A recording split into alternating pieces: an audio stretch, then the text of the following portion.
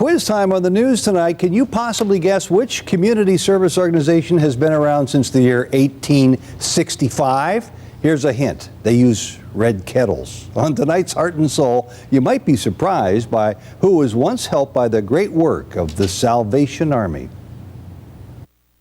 I was called by God to do this. God called me into this job, and a job, it's not a job, it's a calling. Marcy Orr, a Salvation Army captain, says it best. Helping others in need is her duty.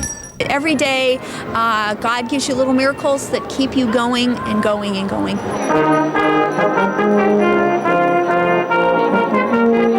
I was happy to be a speaker at today's official Red Kettle Drive kickoff in Tower City, but I was most surprised by the comments of one man who was just passing by. You know, I remember Christmas when it was my Salvation Army shoes that was, you know, how I depended on having shoes on my feet. Congressman Dennis Kucinich certainly knew rough, gritty times as a young Cleveland kid.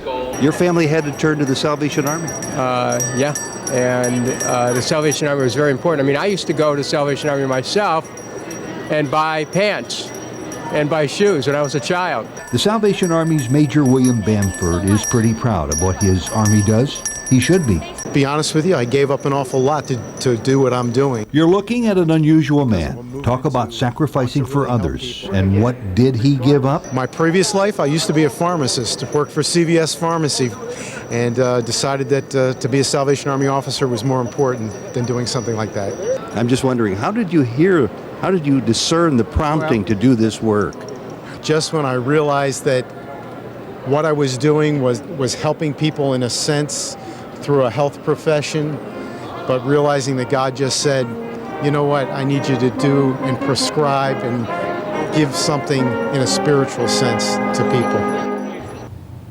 Nice guy. Okay, you want to know your role in this year's Red Kettle Drive? 3 words: give, give, give.